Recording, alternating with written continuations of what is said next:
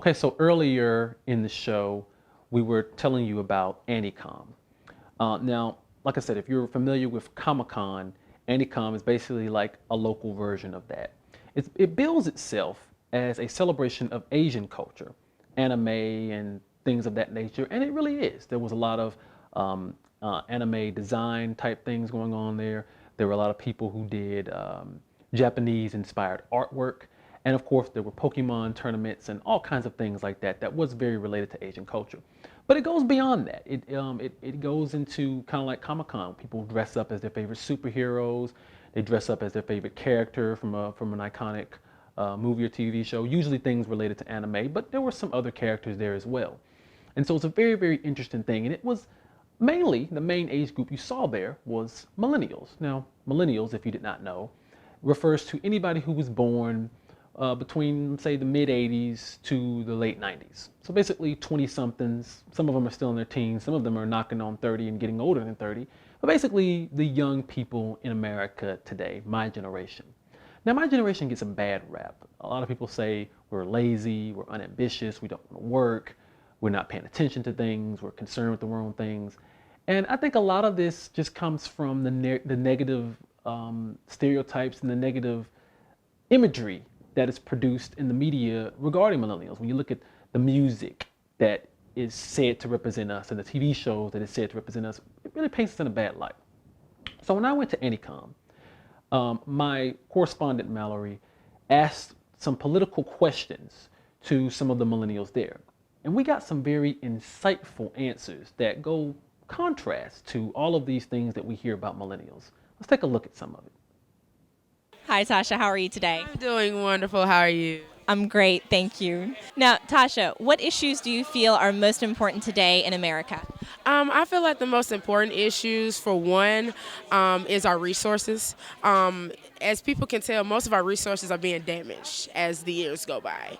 And also, I think that, when it comes to our younger generation, that is the main concern. Simply because whatever we do day by day, the younger generation is basically watching us. You look at it as a term of a sponge. If you put water in it and you squeeze it, whatever you put in it is going to come out. So if you put bad in, you're going to get bad out. If you put good in, you're going to get good out. So basically, I would just say that, hey, put the right stuff in the sponge if you want the right things to come out of it, So I think that's what it is. Absolutely, I like that. Now, do you have anyone in mind that you're voting for this presidential election? Honestly, I haven't picked one particular person. Of course, on a female perspective, most females will go towards cleaning, of course, because they're like, hey, we need a woman in the house. Women run things better. They say women make the world go round. But I would basically say that whoever I choose, I would want them to be important and be focused on us, about what is important to us, what matters to us, not what they think is their idea of making the world go round, because, without us, there is no us. So. Now, do you feel hopeful about America's future? Is there anything that you're hopeful about in particular?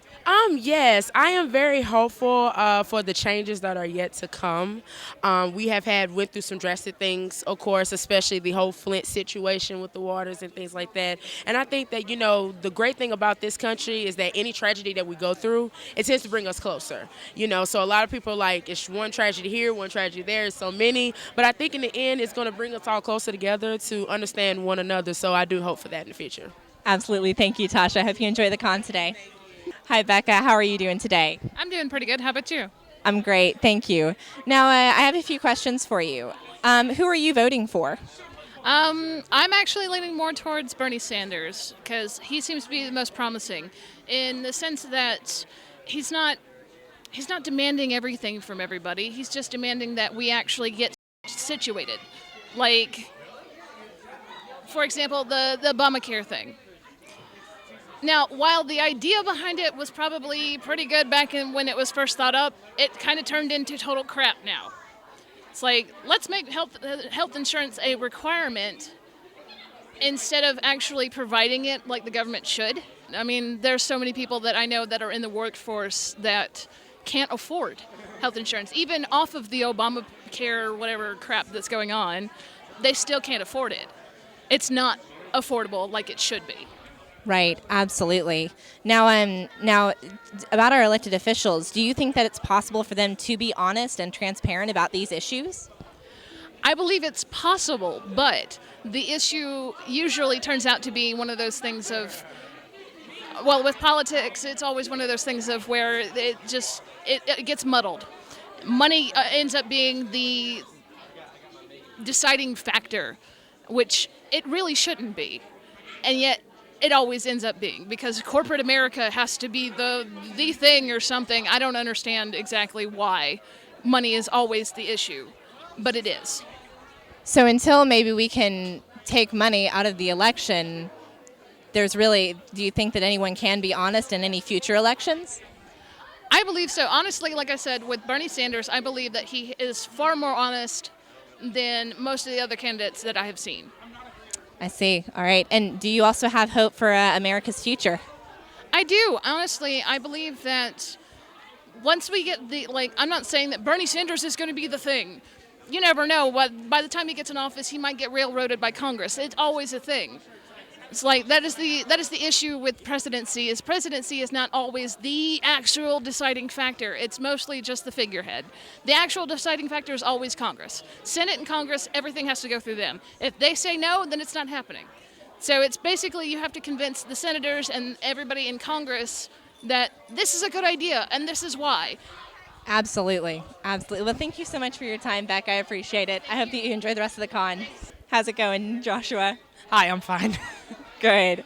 Now, what do you feel are the most important issues in America today? Mostly everybody's talking about immigration. Like, should we let refugees from Syria in, or should we not let them in, or just have a complete ban on them? Honestly, a lot of them have the wrong idea. If we just let refugees in that we know are not affiliated with any type of dangerous groups, then we should be fine.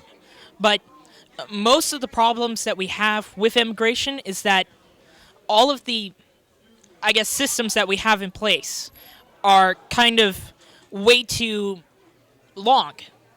It's very long for somebody to get into this country. Right, I agree. Now, do you feel hopeful about America's future currently? I always have hope. I always have hope about America and about it getting better. It just takes the right person to come up and do this. It just, honestly, if I believed that everybody in this world was good, I think that this country would be a lot better if we were all just conscious about the current issues that we have to deal with. Absolutely. Thank you for your time, Joshua. I appreciate it. Hi, Tommy. How are you today? I'm good. How are you? I'm great. Thank you. So what issues do you feel are most important in America today? I think the most important issues that we are facing today, a lot of people are going to say issues like immigration and, a lot of home front issues. But the most important home front issue, I think, is income inequality and the money that we're allowing large banks and corporations to take from us as the middle class people and the lower class people. We really need to divvy things out more equally. That's the most important thing. Thank you. And how do you think that government officials and any presidential candidates would be able to resolve that problem?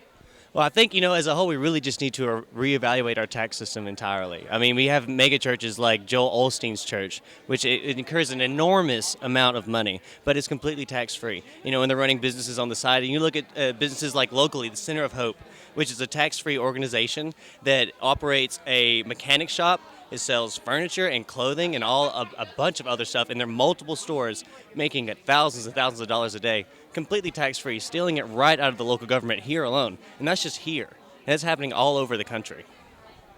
Thank you very much. Now, do you feel hopeful about America's future? Yeah, I do. There's there's somewhat of an awakening going on right now. It's millennials and people, even a little bit older than us are starting to realize that this complacency we've had where we've allowed the silent majority, which is not so silent after all, to control the entire democratic process. We've really got to stand up and, the liberals and all of us at the grassroots, we've got to stand up and we've got to make our opinions known, because if we don't, then no change is going to come around at all. Thank you very much, Tommy. Enjoy the con today. Thank you. Those are some excellent interviews. Thank you to my correspondent, Mallory, for conducting those interviews, and thank you to all of you who participated in them. We didn't get to see all of those interviews in their entirety, but if you go to my YouTube page, We the People Political Talk Show, just type that in on YouTube and find my channel, and we'll be putting more of the interviews on there as well as other segments from the show. We'll be right back with more.